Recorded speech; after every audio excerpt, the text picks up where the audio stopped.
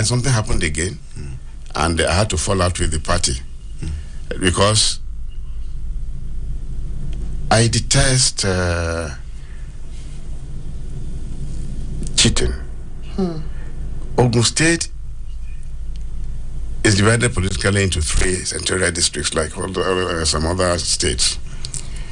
The Ogun East, by the Jebus, the Ogun Central, the Egbas, and the Ogun West, the Aworis, what we call the Yewas. Since the beginning of the life of the Ogun State, the Yewas had never produced the governor of the state. So that was when in 2003, Chief Oshoba wanted to go again for the governorship. That's where I entered and said, okay, I'll pick my own candidate from Yewa, and I did. Okay, so now, with the benefit of hindsight, because when one is young, there's a tendency to do things in the way you deem fits the most. Exuberance. Yes, and with no recourse to what other people feel or how other people feel. Now you're stepping halfway between 81 and 82. Right? And you must have had a few rethinks with regards to what you have done in terms of activism and politics and all of that. With the benefit of hindsight, are there some of the things you would have done differently if you know now the things if you knew then the things you know now?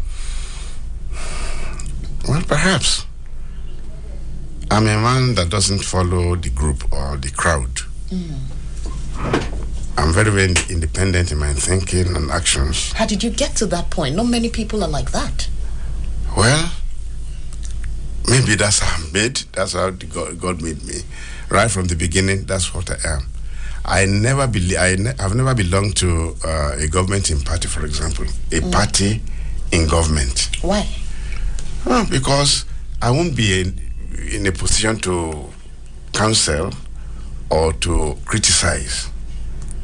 For example, you alluded to my clash with the UPN at that time. That's because I thought that if everybody goes the way of the governing party, there will be no dissenting voice. And dissenting voices are always to the advantage of the populace. When I had to go into politics, the most famous party in Ogun State was the UPN at that time. I chose to go the way of the NPN that nobody wanted in Ogun. But everybody knew that I meant business. Again, I left the AD to bring ABGA to Ogun State. ABGA? Yes. But ABGA is known as a predominantly southeastern party, quote and unquote. Yes, you may be right. But it's a national party because unless you are national in nature, you will not be registered at all at that time by the INEC. ABGA got registered, so I was. In fact, you rise to the, I think, deputy national chairman. In actual fact, yes. After being the first Southwest, and as I'm talking now, I'm a member of the board of trustees of ABGA. Wow. Now, this is because, yes, your point, the point Kemi raised is very germane. Some people in ABGA would like people to think that ABGA is predominantly an Igbo party. That is not so, but that's the way it is being run now. That is why we have only one government in Nigeria, and this government is Anambra State. ABGA refused to grow beyond Anambra State. Why? Even though we have a series of victories in legislative elections now. We have members in the Senate, members in the House of Reps, in various assemblies and so on. But ABGA is being run as if it's the property of a group of people in the... To also run for the presidency in the last elections.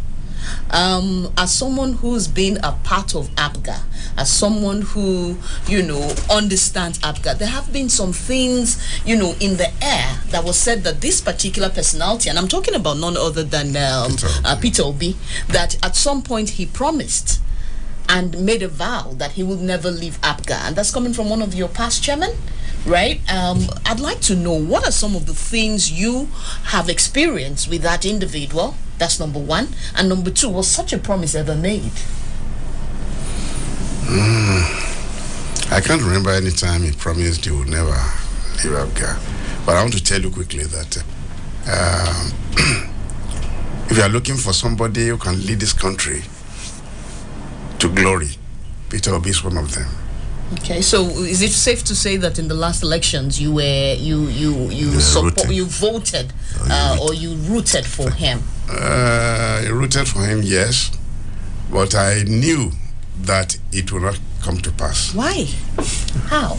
Because we are not in a country where everybody is politically educated. If that were the case, Peter Obi would have beat him. Obi is very clean. When members of the National Executive of APGA had anything to do in Anambra State, Obi would not spend one kobo of government money to entertain them. Wow. He would write his own personal check and give food prepared by his wife. Not going to spending lavishly. Anywhere he went alone, not taking 5, 7, 8, 10. Okay, so let me ask you the next question that comes to mind. The election is at the tribunals, and I know it's sub judice.